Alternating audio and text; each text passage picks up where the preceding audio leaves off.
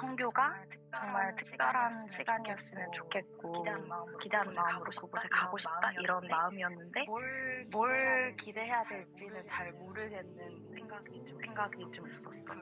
그 수요 파송 예배 때 마음을 다시 다 잡을 수 있었던 것 같아. 뭔가를 하려고 가는 게 아니라 누군가를 절대적으로 지지하고 위로하기 위한 사역이라고 마음을 먹고 갔고, 그리고 가서 그거를 좀 절대적으로 감각하고 이해하고 내 개인적으로는 내가 가지고 있던 생각들도 좀 많이 깨지고 그랬던 것 같아. 하나님과의 관계가 좋아지겠다라는 그런 보장은 없었지만 그래도 그 도시 공간에 가면은 한국에서 걱정했던 것들, 고민했던 것들로부터 일단은 단절될 수 있으니까 그 시간을 잘 누려봐야겠다라는 생각 정도로 봤던 것 같아. 내가 말로만 듣던 사람들과 이제 만났고 무언가를 하는구나 라는 마음도 컸고, 일본에 또 처음 가서 일본이라는 나라를 처음 경험하는 것도 굉장히 설렜던 것 같아요. 이번에 우리 갔던 데 이제 처음 가본 데니까 YN 베이스가 걱정, 염려를 좀 하고 갔는데 생각보다 숙소가 너무 좋았고 여기서 잘 누릴 수 있겠다. 뭔가 조금 더 좋은 장소에서 편안하게 삶도 나누고 누리고 쉼도 누리고 할 수 있을 것 같다는 기대가 좀 더 있었다고 해야 되나? 그 예배에서 되게 마음이 더 많이 열리고 그 예배에서 나는 모든 게 다 괜찮아졌던 것 같아. 이 사람들에게 전적인 지지와 위로를 보내는 시간이 돼야겠다. 그리고 그걸 하라고 나를 여기 보내셨다. 이런 게 정말 쫙 정리가 되면서 문득 나도 이 사람들과 함께 후쿠오카 선교를 오게 되어서 정말 감사하다는 마음도 들었고, 나도 이 시간을 기쁘게 누리고 돌아가고 싶다 이런 생각을 했어.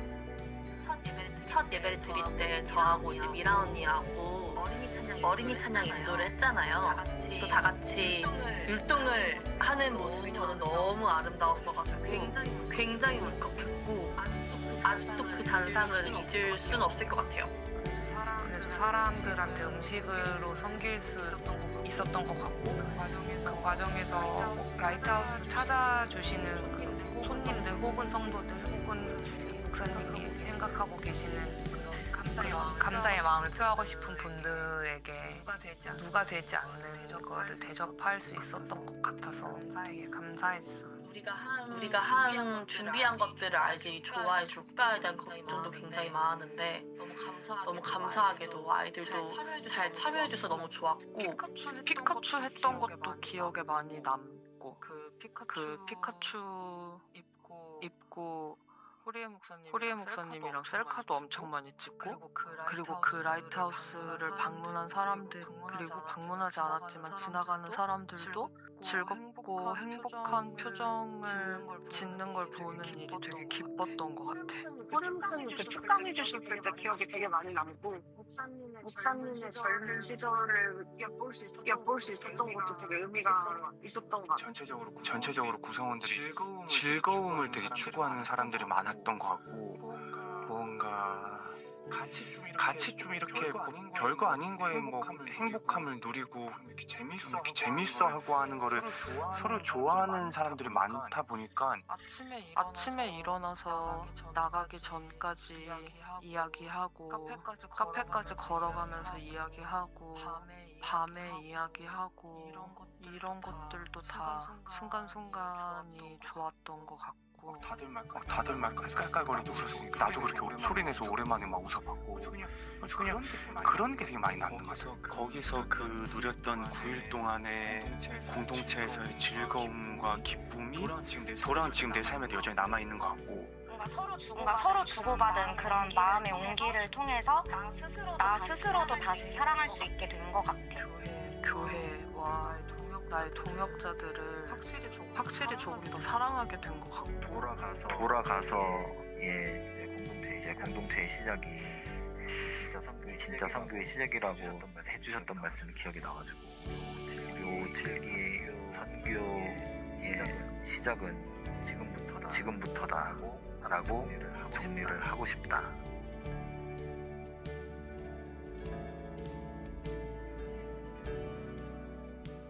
이 성교가 정말 특별한 시간이었으면 좋겠고 기대하는 마음으로 그곳에 가고 싶습니다. 네, 말씀 보겠습니다. 에스겔 47장 1절부터 12절까지인데요. 찾으시면서 안쪽으로 조금씩만 자리를 이동해 주시면 너무 감사하겠습니다. 에스겔 47장 1절부터 12절까지인데요. 네, 찾으셨으면 저랑 한 절씩 교독을 하고 마지막 12절은 저희가 함께 읽어보겠습니다. 제가 먼저 1절을 읽겠습니다. 그가 나를 데리고 성전 문에 이르시니 성전의 앞면이 동쪽을 향하였는데 그 문지방 밑에서 물이 나와 동쪽으로 흐르다가 성전 오른쪽 제단 남쪽으로 흘러내리더라. 그가 또 나를 데리고 북문으로 나가서 바깥길로 꺾여 동쪽을 향한 바깥문에 이르시기로 본즉 물이 그 오른쪽에서 스며 나오더라. 그 사람이 손에 줄을 잡고 동쪽으로 나아가며 천척을 측량한 후에 내게 그 물을 건너게 하시니 물이 발목에 오르더니 다시 천척을 측량하고 내게 물을 건너게 하시니 물이 무릎에 오르고 다시 천척을 측량하고 내게 물을 건너게 하시니 물이 허리에 오르고 다시 천척을 측량하시니 물이 내가 건너지 못할 강이 된지라. 그 물이 가득하여 헤엄칠 만한 물이요 사람이 능히 건너지 못할 강이더라. 그가 내게 이르시되 인자야 내가 이것을 보았느냐 하시고 나를 인도하여 강가로 돌아가게 하시기로 내가 돌아가니 강 좌우편에 나무가 심이 많더라.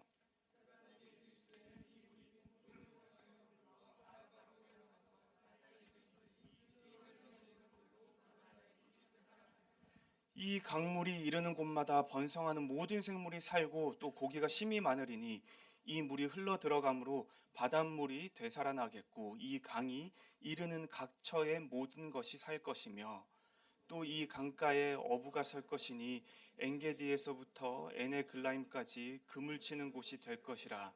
그 고기가 각기 종류를 따라 큰 바다의 고기같이 심이 많으려니와 그 진펄과 개펄은 되살아나지 못하고 소금 땅이 될 것이며. 같이 읽겠습니다. 강 좌우가에는 각종 먹을 과실나무가 자라서 그 잎이 시들지 아니하며 열매가 끊이지 아니하고 달마다 새 열매를 맺으리니 그 물이 성소를 통하여 나옴이라. 그 열매는 먹을만하고 그 잎사귀는 약재료가 되리라. 아멘. 보신 것처럼 기도해 신 덕분에 후쿠오카 아울렛을 다시 다녀왔습니다. 근데 영상이 되게 잔잔했는데 원래 저렇지 않은 사람들이긴 했는데 여러분은 그런 경험 해보신 적 있어요? 어떤 공동체에 속했을 때 나 빼고 거기 있는 모두가 이상한 걸 느껴본 적 있어요? 그러니까 나만 정상인 것 같을 때 있잖아요. 나머지는 다 이상하고 나만 평범한 것 같을 때. 저는 이번에 후쿠오카가 그랬거든요. 그러니까 진짜 다 이상해요. 지금 여기 모여 앉아 있거든요. 모여 앉아 있는 이유도 뭔가 저를 조롱하고 약 올리려고 지금 모여 앉아 있는 거예요, 저들이. 근데 어쨌든 저는 저 이상한 11명 때문에 제 삶에서 지난 2월은 꽤나 재밌는 날이긴 했습니다. 되게 많이 웃었고 즐거웠고 또 뭔가 삶의 기쁨을 말할 수 있었던 날이긴 했어요. 그래서 오늘 한번 다시 좀 자신 있게 말할 수 있는 것은요. 여러분들도 공동체에 들어오십시오. 씨앗 모임 신청을 받고 있지 않습니까? 들어가 보시고 묵상학교 기도학교 갈 거니까 또 가보시고 또 여름 되면 호준 전도사님이 김천을 가시거든요. 거기도 고민해 보시고 이번엔 제가 우성 목사님 대타로 제주도를 가니까 그것도 고민해 보시고 또 명기 목사님 8월 달에 COG를 가니까 그런 것도 고민해 보셨으면 좋겠습니다. 아마 틀림없이 거기에도 이상한 사람들이 많을 거예요. 없으면 제가 보내드릴게요. 그리고 아마 그 이상한 사람들 덕분에 삶이 조금은 더 재미있어질지도 모르겠습니다. 그래서 마음껏 공동체 안에 들어오시기를 용기 내 보셨으면 좋겠습니다. 그래서 저와 우리가 누렸던 것을 여러분들도 누릴 수 있는 시간이었으면 진심으로 좋겠습니다. 지난주 설교에서 에스겔은요, 환상 가운데서 예배를 드리게 됩니다. 그리고 그날 에스겔에 드렸던 예배는요, 오직 하나님을 사랑함으로 그 하나님만이 목적이 되었던 예배였습니다. 그래서 에스겔은요, 그 예배를 사랑하는 하나님을 위해 온전히 드렸어요. 오로지 사랑하는 그 하나님께 드리기 위한 예배의 목적으로 그 예배를 전념을 다해서 드렸던 게 에스겔의 예배였습니다. 근데 공교롭게 제가 지금 오늘 5주 만에 주일에 배짱이로 오는 거거든요. 지난주는 사무실 담당이었어요. 사무실에서 예배를 드렸는데요. 솔직히 설교를 거의 듣지 못했어요. 첫 번째는 무언가 중계에 좀 이슈가 있었고, 두 번째는 이제 거기에 아이들과 부모님이 되게 많아요. 진짜 되게 많아요. 그래서 예배를 드리는 내내 고민이 됐습니다. 그러니까 저는 어쩌다 한번 사무실을 가지만 여기 매주 오는 이분들은 어떻게 하면 주일 그 예배를 좀 잘 드릴 수 있을까? 그리고 그 고민이 주중에도 이어졌어요. 어떻게 하면 사무실의 예배 환경을 좀 좋게 바꿀 수 있을까? 어떻게 하면 사무실을 좀 예배 드리게 또 좋은 환경으로 내가 좀 애쓸 수 있을까? 근데 정말로 그 답을 잘 모르겠더라고요. 제가 뭐 어떻게 할 수 있는 게 지금으로는 없어 보였어요. 그러다 주중에 다시 지난주 명규 목사님 설교를 제대로 집에서 유튜브로 드리게 된 거예요. 그리고 그 설교를 듣고 이런 이야기를 좀 나누고 싶었어요. 사무실 듣고 계시겠죠? 듣고 계시겠죠? 오늘 잘 듣고 계시겠죠? 아마도 지금 드리고 있는 그 어렵고 불편한 예배 환경은 당장에 바꿀 수는 없을 겁니다. 또 환경이 언제 어떻게 바뀌어질지 아무도 약속할 수 없을 거예요. 그런데요, 그래도 우리 스스로가 바꿀 수 있는 게 하나는 있어 보입니다. 바로 예배를 대하는 우리의 태도, 우리의 마음일 것 같아요.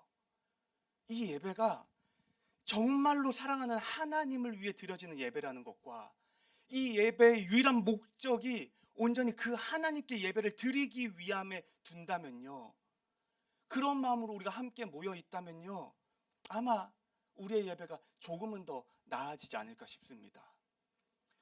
오해는 하지 않았으면 좋겠어요. 지난주에 괜히 떠들었던 게 지금 생각나가지고 나 때문에 이 얘기를 하나 싶은 사람이 분명히 있을 것 같아요. 뭐 이렇게 있어요. 갑자기 예배 드리는데 뒤에서 막 탄핵 얘기를 하더라고요. 그래서 와, 이 사람들 마음이 어려운가 보다 요새. 뭔가 얘기가 막 다양했는데 그분들에 대해 얘기하는 것이 아니라, 다만 우리의 예배도 지난주 들었던 설교의 그 예배처럼, 에스겔의 예배처럼 하나님만을 사랑하고 그 하나님께만 드리는 목적으로 드려진다면 지금보다는 조금 더 풍성하고 하나님을 누릴 수 있는 예배가 되지 않을까 하는 마음이었습니다. 그래서 그런 예배가 됐으면 좋겠고요, 우리 모두가 그 예배를 위해 한 마음으로 애쓰는 시간이었으면 좋겠다는 것을 나누고 싶었습니다. 작년 10월부터 시작했던 에스겔 설교가 이제 오늘 마지막이거든요. 보통 마지막 설교 때 뭘 합니까, 우리는? 그런 거 하죠. 지난 이 시리즈 설교 중에 기억에 나는 설교가 있으면 옆 사람과 나눠보실래요가 늘 마지막 설교 때 했던 일이었어요. 근데 오늘은 안 할 거예요. 왜냐하면 작년에 한 자매를 신방했거든요. 근데 그 자매가 신방 마지막에 저한테 이런 말을 하더라고요. 목사님, 저는 씨앗교회가 너무 좋은데 두 가지가 진짜 어려워요. 첫 번째, 설교 7분 나눔이 너무 어려워요. 두 번째, 이 마지막 설교 때 좋았던 게 나누는 게 너무 어려워요. 그러는 거예요. 근데 7분 나눔 이야기는 제가 10년 째 듣고 있는 거라 묻지 않았거든요. 물어봤어요. 그럼 마지막에 나누는 거는 왜 어려워요? 라고 물어봤더니 기억에 나지 않는데요. 근데 자꾸 지어내서 얘기를 해야만 될 것 같대요. 심지어 한번 지어내서 얘기를 했는데 그 사람이 그랬대요. 그거 저번 주 수요 예배 설교 아니었어요? 그게 너무 민망해서 이 시간이 너무 싫다는 거예요.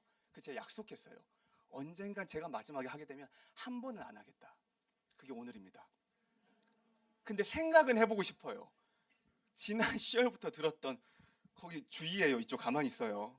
지난 10월부터 설교를 들었는데 혹시 특별히 내 삶에 깊이 들어왔던 날이 있었어요?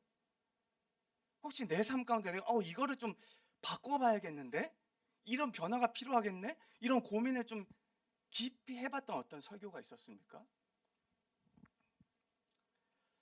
저는 가장 기억에 남는 설교가 첫 번째 설교예요. 명규 목사님 하셨던 설교인데요. 어떤 게 기억에 났냐면 그 설교 때 에스겔이 그발 강가에서 끊임없이 자신의 몸을 씻고 있는 장면이었잖아요. 왜 그랬습니까?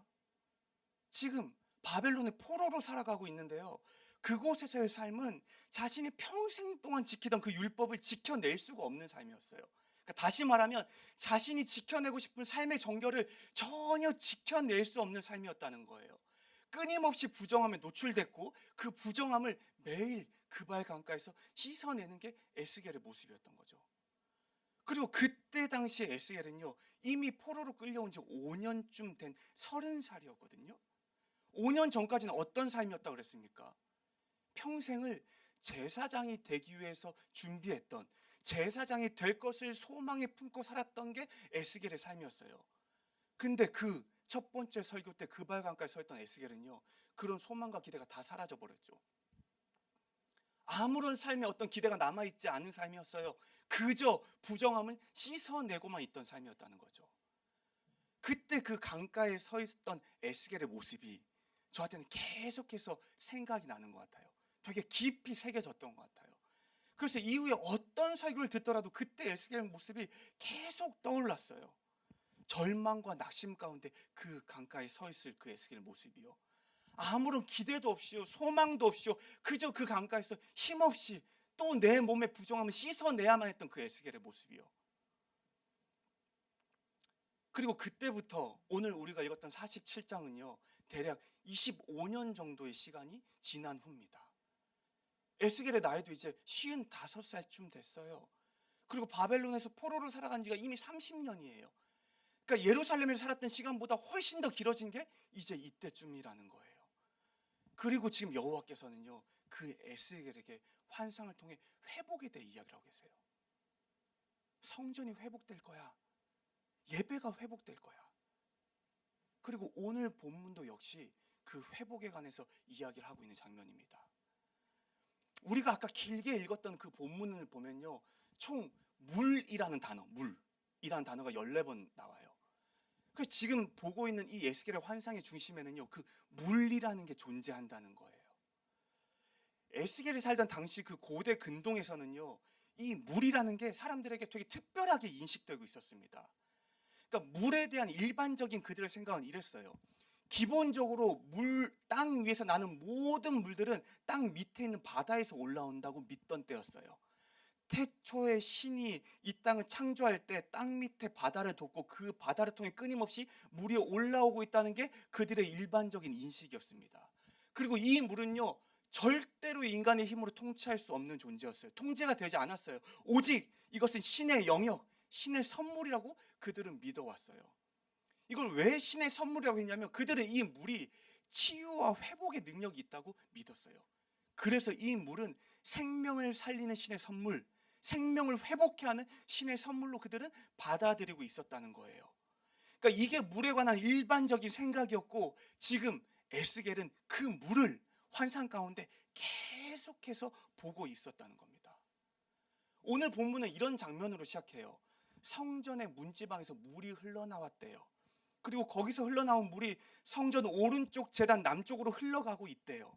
그리고 그 다음에 에스겔이 북문으로 나가서 이동하니까 바깥문 근처에서 또 하나의 물줄기가 스며들듯이 흘러나오고 있었다고 이야기를 하고 있어요. 그래서 지금 에스겔은요, 성전으로부터 2개의 물줄기가 흘러나옴을 봤던 거예요. 그리고 에스겔은 알 수 있었을 겁니다. 지금의 이 물줄기는 성전에 들어오신 여호와로부터 나오고 있다는 것을요. 지금 이 물줄기는요, 성전에 임재하신 여호와의 능력이자 여호와의 선물이라는 것을 에스겔은 바로 단번에 알 수 있었을 거예요. 그리고 그 다음에 에스겔은 이 물줄기를 측량하게 돼요. 먼저는 동쪽으로 1000척을 이동했대요. 오늘날로 치면 한 500에서 520m 정도 될 거예요. 1000척을 물길을 따라 이동해 보니까 그쯤 가서 재어보니까 그 물이 발목까지 차올랐대요. 그리고 다시 동쪽으로 또 500m를 더 이동하니까 그때는 물이 무릎까지 올라왔대요. 그리고 다시 한번 500m 이동하니까 그때는 물이 허리까지 올라왔고, 그 다음에 한 번 더 500m를 이동하니까 그때는 사람이 수영할 수 있을 정도, 강의 깊이까지 차올랐다, 능히 건널 수 없게 되었다, 이렇게 이야기를 합니다.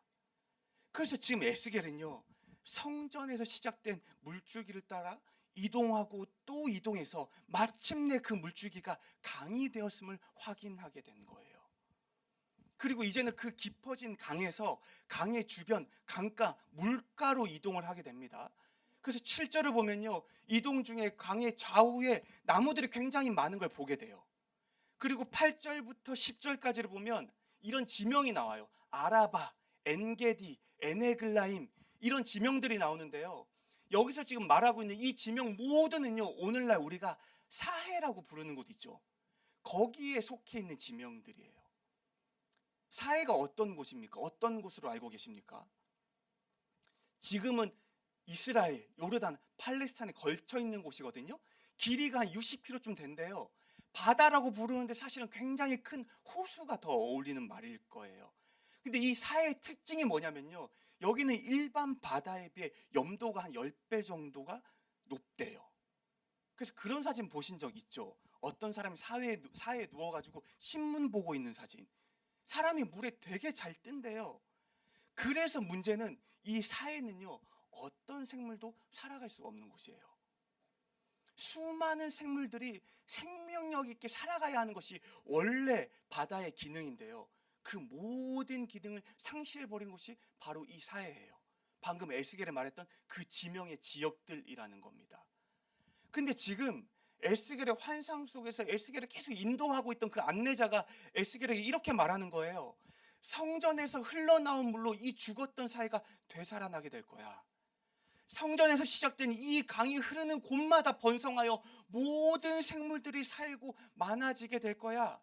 그리고 이곳 사해 곳곳에 어부들이 생기게 될 거야. 그리고 강가에는 각종 과실나무들이 생기고 엄청난 열매를 맺게 될 거야. 그 열매가 끊이지 않을 거야. 무슨 말입니까? 성전으로부터 흘러나온 물이 사해에 들어감으로요, 바다의 역할을 상실해버리고 바다로서의 생명을 완전히 잃어버린 그 사해가요, 온전하게 회복됨을 말하는 거예요. 다시 바다로서의 존재, 바다로서의 기능을 완전히 회복됨을 말하고 있는 겁니다. 그리고 에스겔은요, 지금 이 환상을 보고 틀림없이 알았을 거예요. 여호와께서 보여주시는 이 환상의 의미가요, 그 생명력을 잃었던 사회가 다시 회복된다는 것, 그저 죽었던 바다의 회복을 말하는 것이 아니라 이스라엘의 회복을 말한다는 것을 알았을 겁니다. 바벨론의 포로로 끌려와서요, 가득한 절망과 좌절로 생명력을 잃어버린 채로 살아가고 있는 에스겔 자신의 삶의 회복을 말한다는 것을 너무 잘 알았을 거예요. 마침내 주님이 우리의 삶을 회복시키신다는 거구나. 마침내 생명력을 잃어버린 채 살아가고 있는 나를, 아무런 기대와 소망도 없이 살아가고 있는 내 삶을 마침내 주님이 회복시킨다는 거구나. 자신의 삶이, 이스라엘의 삶이 여호와로 인해 회복될 것이라는 것을 너무나도 분명하게 알았을 거라는 겁니다. 그 메시지의 의미를 충분하게 받아들였을 거라는 거예요. 오늘 본문으로 설교 준비하면서요, 평소와 달리 저는 이런 생각을 많이 해봤던 것 같아요. 지금 이 순간 에스겔은 어떤 마음일까? 이 회복의 환상을 보고 있는 에스겔은 어떤 마음으로 그 환상을 마주하고 있을까? 마침내 이스라엘 삶이 회복된다는 이 환상을 봤을 때요, 마침내 에스겔 그의 삶에 회복이 있을 거라는 환상을 봤을 때요, 이 에스겔은 어떤 마음일까? 이 생각으로 설교를 처음 준비해 봤습니다. 여러분도 한번 생각해 보실래요? 이것을 바라보고 있는 에스겔은 어떤 마음이었을까요? 아마도 알 수 없겠지만 제 생각으로는요, 먼저는 커다란 감격이 있었을 것 같아요. 마침내 삶이 회복될 것이라는 것 때문에요. 마침내 주가 내 삶을 회복시킨다는 것 때문에요. 마침내 그래서 예루살렘으로 돌아갈 수 있게 되고요, 마침내 내가 다시 꿈꾸던 제사장의 삶을 살아갈 수도 있다는 것 때문에요. 주님을 향한 기쁨과 감사 그리고 감격이 가득했을 것 같습니다. 근데 저는요, 또 이런 생각도 들었어요. 어쩌면 지금 이 순간 에스겔은요, 주를 향한 아쉬움, 서운함, 원망, 이런 마음도 들었을 수 있겠다 싶은 거예요. 왜냐하면요, 지금 에스겔의 나이가 55살입니다. 바벨론의 포로로 끌려 살아간 지가 30년째예요. 예루살렘에 살았던 것보다 훨씬 더 긴 세월을 포로로 살아왔다는 거예요. 그런 에스겔 속에 이런 마음은 없었을까요? 진작에 좀 회복시켜 주시지. 진작에 좀 내 삶의 회복을 위해 이렇게 일해 주시지. 무너진 내 삶에 오랫동안 침묵하지 마시고 진작에 좀 이렇게 일 좀 해주시지. 여호와께서 지금 보이신 이 회복이 너무 감사하고 또 감격일 수도 있겠지만요, 한편으로는 왜 진작 이 일을 행하지 않으셨는지, 왜 지금껏 가만히 계시다 이제서 이 일을 행하셨는지, 왜 내가 그 발강가에서 수도 없는 많은 밤을 괴로워했던 그 순간 침묵하시고 이제서야 이 일을 행하시는지, 이런 원망함도 있었을 것 같아요. 처음 설교를 본문을 연구하고 준비할 때는요, 정말로 에스겔이 이 지점에 서운함이 있지 않았을까? 원망함이 있지 않았을까? 속상함이 있지 않았을까? 그 마음이 훨씬 더 컸던 것 같아요. 그런데요, 본문을 연구하다가 이 구절을 보고 제 안에 그 생각이 다 사라졌습니다. 1절과 2절을 보면요, 에스겔은 환상 가운데 성전에서 물줄기가 흘러나오는 장면을 지금 보고 있잖아요. 1절 중반절을 보면 이렇게 표현합니다. 물이 나와라고 기록하고 있어요, 성경은. 그리고 2절 끝에는 스며 나오더라고 말을 하고 있어요. 그럼 다시 한번 이 단어를 기억해서 이 장면을 한번 상상해 봅시다. 여러분은 지금 물이 어떻게, 성전으로부터 어떻게 나오고 있을 것 같습니까? 마치 막 여름에 비가 많이 내렸을 때 강물 그 물살 같아요? 아니면 가끔 영화 보면 막 그 소화전 터지면 막 물이 솟구쳐 나오잖아요. 막 그렇게 거세게 나오는 것 같아요? 저는 처음에 설교를 준비할 때는 그런 줄 알았어요. 그렇게 강하고 힘있게 나오는 물살이라고 생각을 했거든요. 근데 본문을 연구하다 보니까요, 여기서 사용된 히브리어 단어는요, 전혀 그런 의미가 아니었어요. 어떤 의미를 갖고 있냐면요, 이 단어들은 물이 졸졸졸 흐를 때 사용된 단어였어요. 이걸 어느 정도라고 설명할 수 있냐면, 우리가 만약에 500ml PT 물병이 있잖아요. 근데 그 물병에 물이 한 반쯤 차 있어요. 차 있는 물을 바닥에 뉘어놓으면 졸졸졸 흐를 정도 있죠. 그 정도의 물기를 말하고 있는 거예요. 그러니까 강하고 거센 게 아니라는 거예요. 그냥 작고 힘없고 약한 물줄기가 흘러나오고 있다는 거예요. 그리고 지금 이 단어는 또 이런 의미를 가지고 있어요. 그러니까 뭐 굳이 이건 어려운데, 히브리어로 현재 분사는 계속 끊임없이 반복되는 거를 강조하고 있는 말이거든요. 이 두 단어가 다 그런 문법 형태를 사용하고 있어요. 그게 무슨 말이냐면, 지금 이 물줄기는 결코 멈춘 적이 없다는 거예요. 결코 쉰 적이 없다는 거예요. 멈추지 않고 쉼없이 끊임없이 흘러가고 있는 게 성전에서 나오는 그 두 줄기의 물줄기였다는 거예요. 그래서 그 작고 힘없는 두 개의 물줄기가 시작됐는데요, 어떻게 됩니까? 마침내 강을 잃었잖아요. 그리고 그 강가에 있는 수많은 과실나무들을 열매 맺게 해줬어요. 그리고 죽었던 사이를 다시 회복시키고요, 그 바다에 생명력까지 불어넣게 됐대요. 이 당시 에스겔이 살아가고 있던 그 지역은요, 기본적으로 광야예요. 그러니까 오늘날 우리가 알고 있는 사막과 비슷하다고 생각을 하면 됩니다. 그 땅 자체가 촉촉하지가 않아요. 물기가 별로 없어요.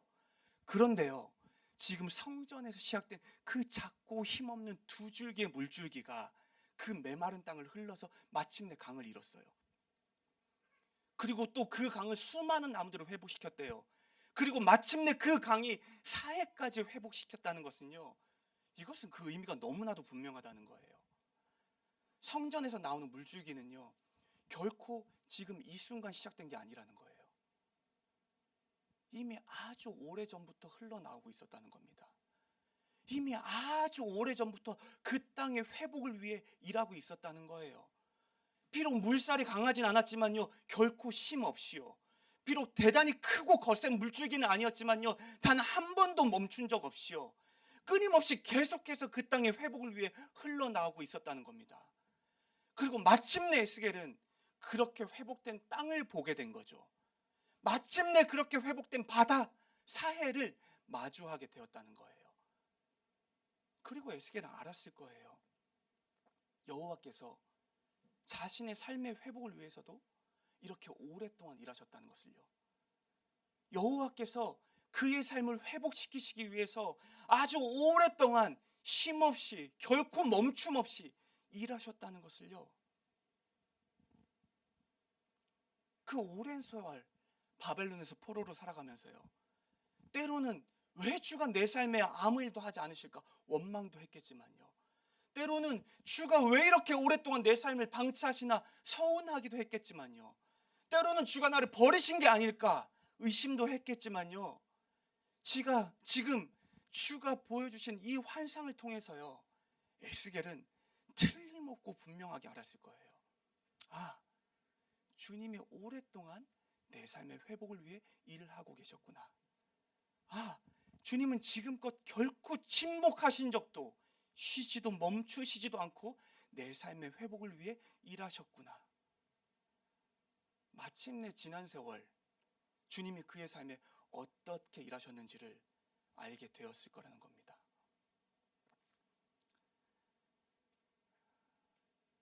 에스겔처럼 여기 있는 우리 각자의 삶에도 회복이 필요한 부분들이 있을 겁니다. 주께서 회복시켜 주기를 간절히 소망하고 기대함으로 기다리고 있는 어떤 게 있을 거예요. 여러분 각자의 삶에서 회복을 기대하는 것은 무엇입니까?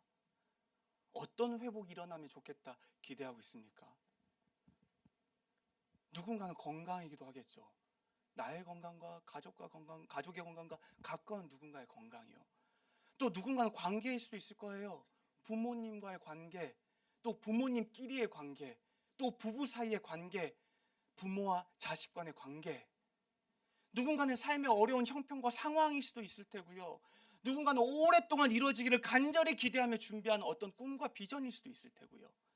누군가는 오랫동안 내 삶을 아프게 하고 괴롭게 했던 어떤 문제일 수도 있을 겁니다. 우리는 여전히 삶에서 이것들의 회복을 간절히 기다리지만요, 때로는 마치 주님이 침묵하시는 것처럼 내 삶에 어떤 일도 일어나지 않는 그 시간이 길어지게 된다면요, 이런 생각을 하기도 합니다. 주님이 나를 위해 일하고 계시나? 주님이 정말로 내 삶의 회복을 위해 일하고 계실까? 주님이 정말로 내 삶의 회복을 위해 내 삶을 지키고 이끄시고 계실까? 마치 어쩌면 이 환상을 보기 전 에스겔처럼요, 평생을 꿈꾸며 준비했던 제사장의 삶이 바벨론으로 끌려온 그의 나이 25에 모두 다 사라져 버렸고요. 부정한 그곳에서의 삶 때문에 매일 그발강가에서 몸을 씻어낼 수밖에 없는 그런 괴로움의 순간을 지난 30년 동안 보냈고요.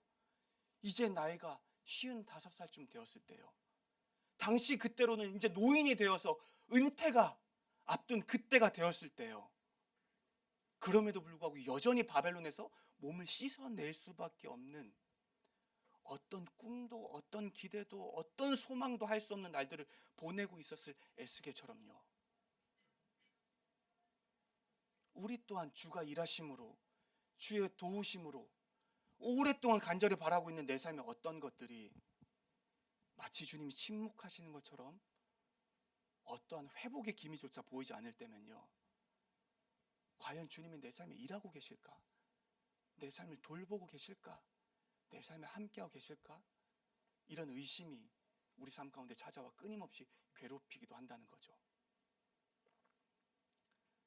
사랑하는 여러분, 먼저는 만약에 우리 중 누군가의 삶이, 오늘의 삶이 그렇다면요, 그래서 지금의 내 삶에 주님이 침묵하시는 것처럼 느껴진다면요, 오늘 우리가 나눴던 이 말씀이 마치 에스겔이 환상을 보았던 것처럼 우리 삶에도 그렇게 틀림없고 분명하고 또 선명하게 새겨지기를 진심으로 축복합니다. 하나님은요, 결코 침묵하지 않으십니다. 하나님은요, 결코 쉬지도 멈추시지도 않아요. 하나님은요, 결코 우리를 외면하지도 떠나시지도 않으십니다. 비록 지금 내 삶 가운데 내가 원하는 회복이 이루어지지 않았을지라도요, 비록 지금 내가 기대하고 꿈꾸고 소망하는 그 회복의 시간이 너무나도 오랫동안 길어지고 있을지라도요, 하나님이 우리의 삶의 회복을 위해 멈추셨거나 외면하셨다는 것은 결코 아니라는 거죠.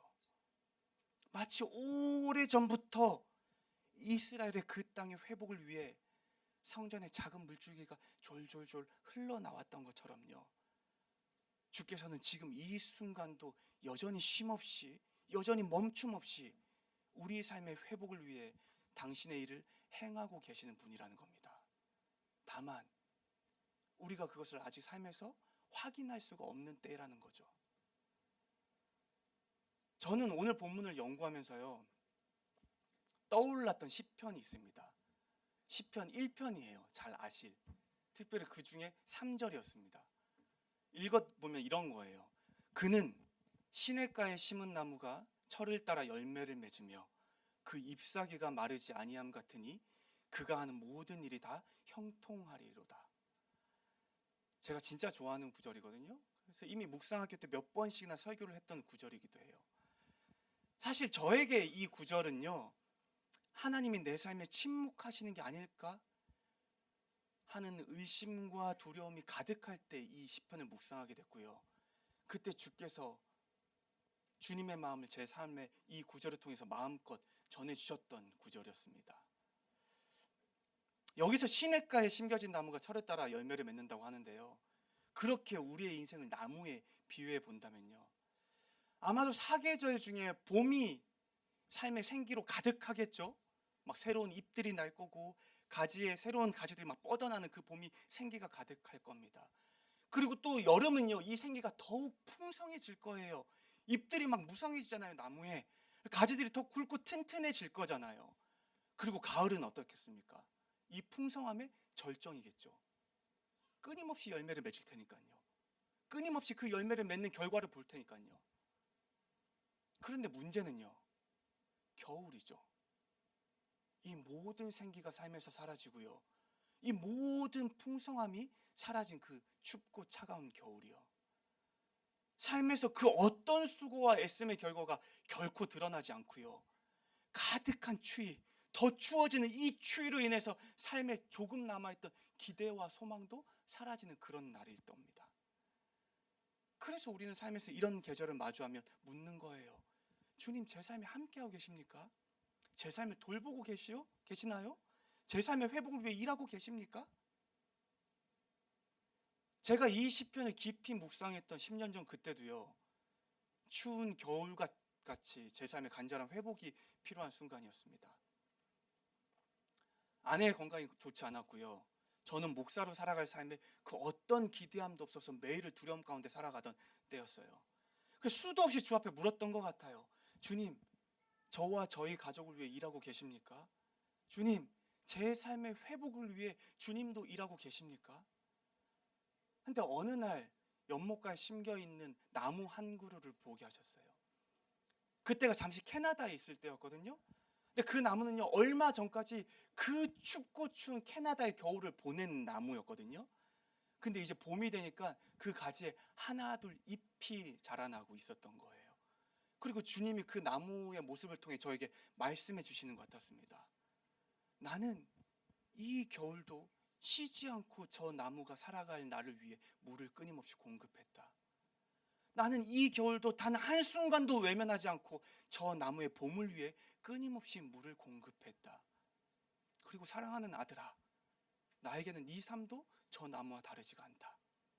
내가 결코 쉬지 않고 네 삶을 돌보고 있다. 내가 결코 쉬지 않고 네 삶의 회복을 위해 일하고 있다. 그래서 네 삶의 계절이 봄이든 여름이든 가을이든 그리고 추운 겨울이든 너라는 나무가 나라는 시냇가 옆에 심겨져 있기 때문에 네 삶은 언제나 형통할 것이다.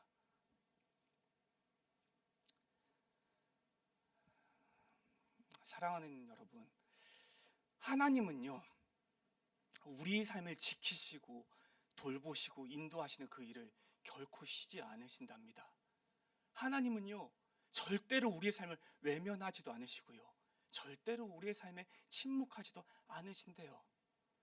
비록 우리가 그분의 일하심을 당장에 느끼지 못할지라도요, 비록 우리가 그분의 일하심을 지금은 알아차리지 못할지라도요, 성전에서 그 작고 연약한 물줄기가 쉼없이 흐르고 흘러서 마침내 강을 이루고 마침내 바다를 살렸던 것처럼요, 시냇가에 심겨진 나무가요, 차갑고 거센 그 추위의 겨울을 무사히 보냈던 것처럼요, 여호와께서는 그렇게 동일하게 여기 있는 우리의 삶 또한 돌보고 계시다는 겁니다. 우리의 삶의 회복을 위해 주께서는요, 결코 쉬지도 않으시고요, 결코 침묵하지도 않으시고요, 결코 외면하거나 떠나지도 않으시면서요, 당신께 심겨진 우리 한 사람 한 사람의 삶을 위해, 그 삶의 회복을 위해 끊임없이 일하고 계신다는 겁니다. 그렇기 때문에 지금 우리의 삶이 어떤 모습이든, 우리의 삶이 어떤 모습이든 반드시 회복될 겁니다. 여전한 주님의 일하심으로요, 틀림없이 우리의 삶은 회복될 겁니다.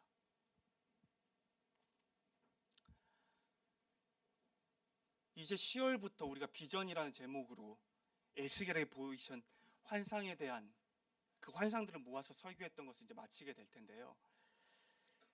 마지막 이 설교를 준비하면서 제가 정말로 간절히 바라고 또 기도했던 것은요, 우리가 이 시간을 통해서 에스겔이 환상을 봤던 것처럼 우리 또한 동일하게 그 환상을 보지는 못했을 겁니다.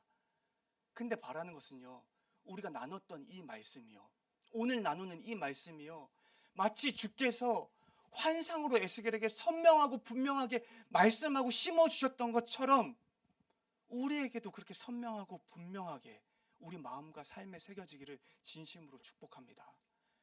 그래서 여전히 주가 지금 내 삶의 회복을 위해 일하고 계시다는 것을요, 여전히 주가 지금 내 삶을 끊임없이 돌보시고 끊임없이 지키시고 인도하고 계시다는 그 사실을요, 아직 우리가 삶의 결과로 확인하지는 못했을지라도요, 아직까지 여전히 기다림 가운데 있는 것 같아 여겨질지라도요, 우리가 마음을 다해 일하시는 주님을 믿고 믿음으로 고백할 수 있도록, 그래서 절망과 낙심 가운데 있다면 이제는 소망과 기대함으로 주님을 바라볼 수 있도록, 그런 우리의 삶이 되기를 진심으로 축복합니다. 같이 찬양하고 또 기도하면 좋겠습니다.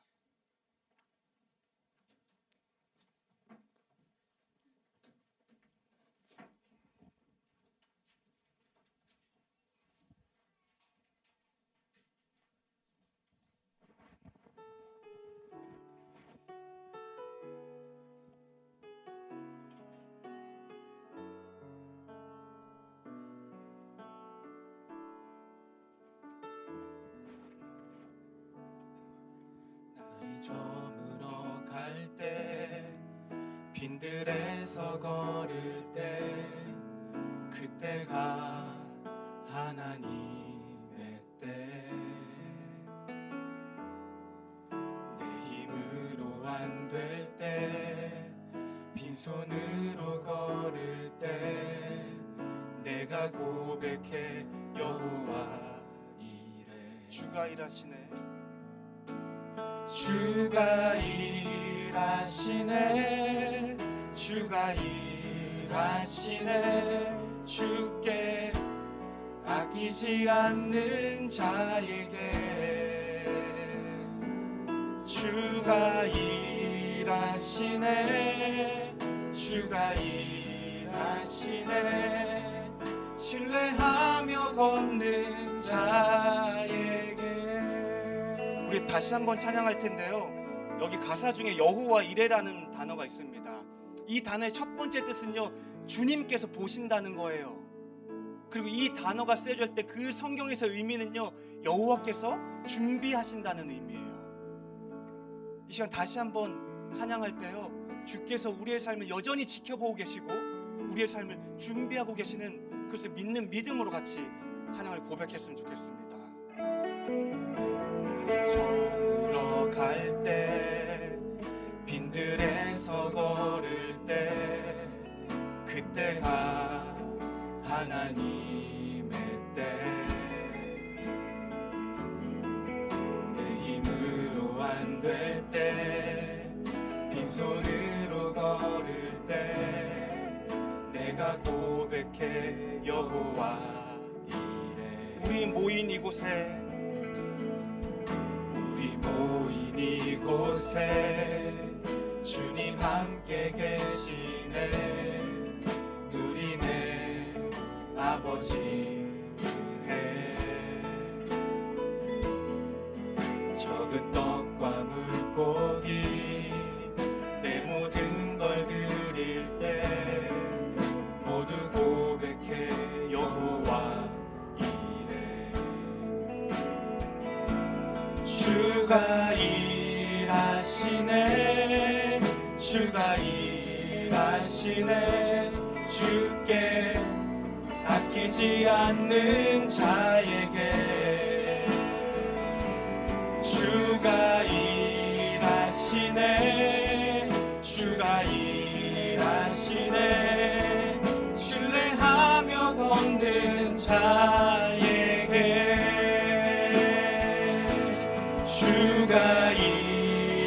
일하시네 주가 일하시네 주께 아끼지 않는 자에게 주가 일하시네 주가 일하시네 신뢰하며 걷는 자에게 주가 일하시네 주가 일하시네 주가 일하시네 주께 아끼지 않는 자에게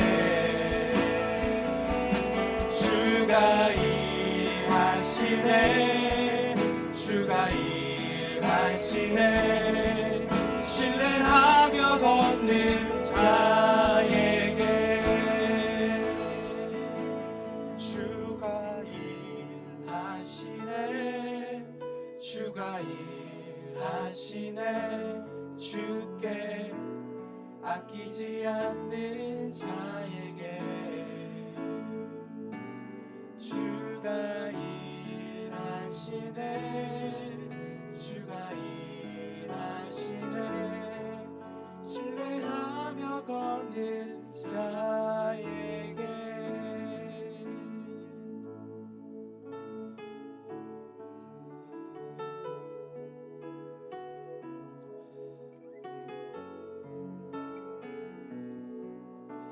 아마 에스겔은 정말로 주님이 보이신 이 환상을 봤을 때요 아주 오래전부터 주께서 이스라엘의 삶의 회복을 위해 그리고 내 삶의 회복을 위해 일하고 계신다는 것을 너무나도 분명하고 틀림없이 알 수 있었을 겁니다. 우리는 에스겔처럼 환상을 보지는 못했습니다. 그저 에스겔이 봤던 그 환상의 이야기를 잠시 나눴을 뿐입니다.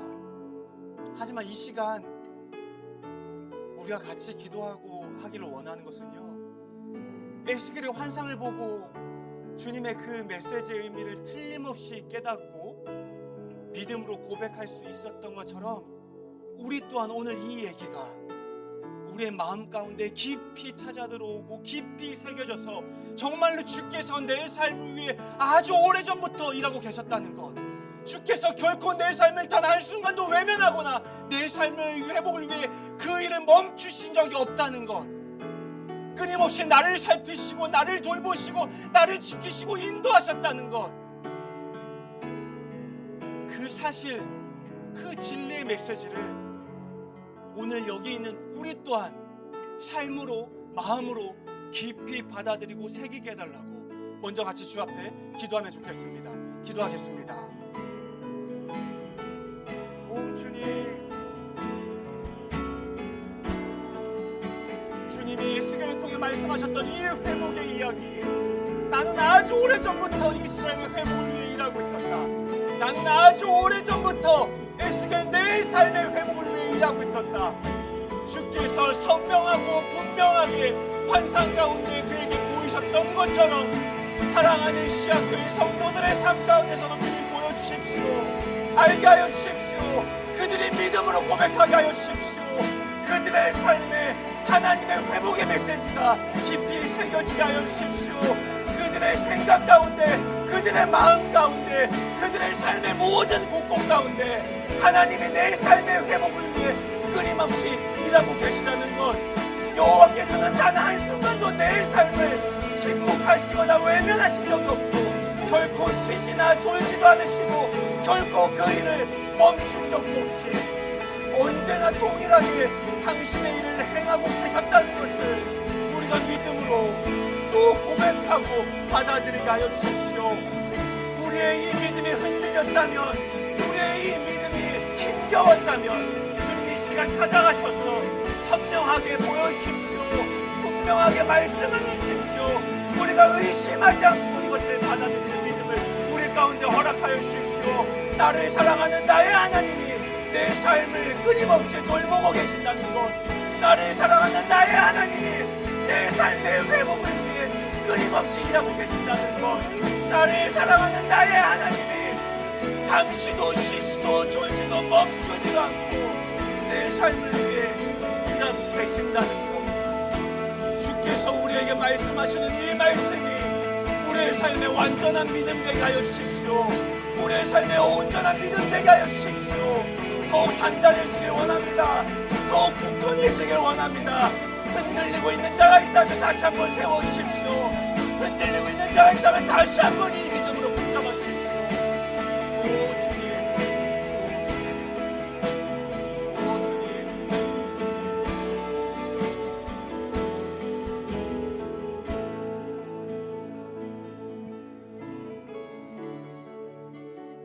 이 시간 우리 다시 한번 기도할 때는요, 잠시 여러분의 삶을 들여다봤으면 좋겠습니다.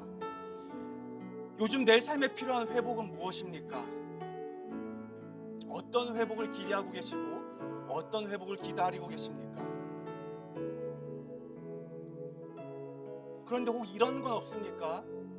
이 시간이 너무 길고 지난해서 내가 스스로 그 회복을 포기해버린 건 없습니까? 더 기대하기에 지쳐서, 더 기대하다 실망하기 싫어서 내 삶이 어디 저 구석에 보이지 않을 것 같은 곳에 밀어놓고 모른 척하고 있는 무언가는 있지 않습니까?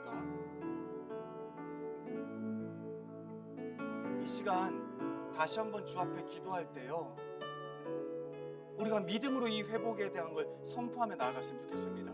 주님, 쉬지도 않고 졸지도 않고 멈추지도 않고 내 삶의 회복을 위해 지금도 일하고 계신 주님, 제가 기다리고 기대하는 이 삶의 회복이 주님 안에서 이루어질 줄로 믿습니다. 아직은 그때가 아닐지 모르겠으나, 아직은 내가 삶의 결과로, 삶의 어떠함으로 알아차리지 못하는 순간일지 모르겠으나, 나를 사랑하시는 주님이, 나를 지키시는 주님이, 그래서 사랑하는 내 삶의 회복을 위해 끊임없이 일하고 계시는 주님이 틀림없이 내 삶에 이것을 회복시키실 줄로 믿습니다. 그렇게 우리가 기대함으로, 소망함으로, 기뻐함으로 주 앞에 우리의 회복을 기도로 나아갔으면 좋겠습니다. 기도하겠습니다. 오 주님,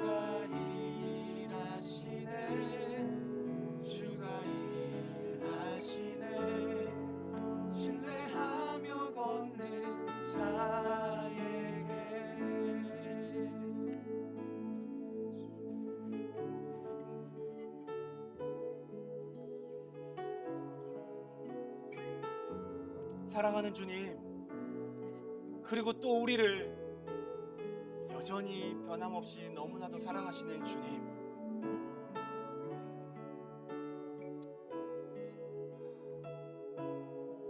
어쩌면 우리 중 누군가는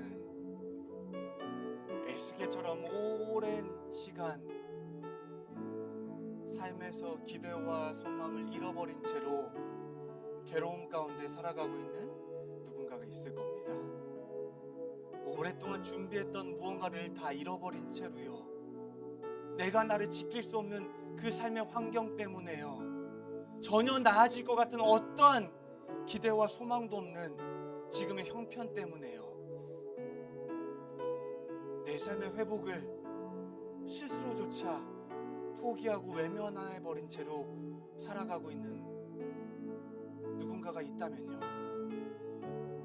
주께서 선명하고 분명하고 틀림없는 환상을 통해 에스겔에게 보이고 말씀하셨던 것처럼 여기는 우리에게도 그렇게 말씀하여 주셔서 주님이 여전히 우리의 삶의 회복을 위해 일하고 계시다는 것과 주님이 여전히 우리를 사랑하고 계시다는 것과 그래서 그 사랑하는 주님이 여전히 내 삶을 지키고 인도하신다는 것,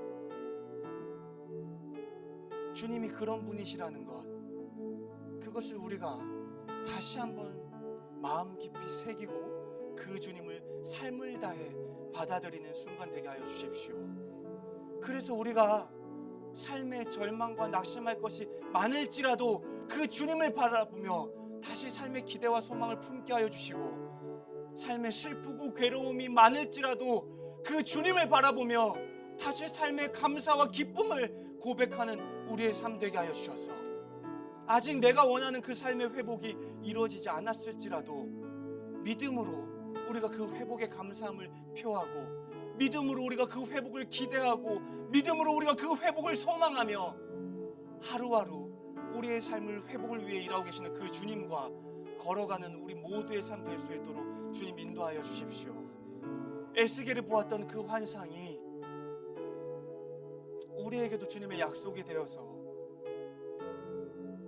우리의 삶의 모든 곳곳마다 또 우리가 호흡하는 모든 순간마다 그 주님을 기억함으로, 그 주님을 의지함으로 우리의 하루하루가 주님 안에서 힘을 내어 주와 함께 걸어가는 삶이 될 수 있도록 주께서 인도하여 주십시오. 감사드립니다. 주님, 이 모든 말씀 살아계신 예수님 이름으로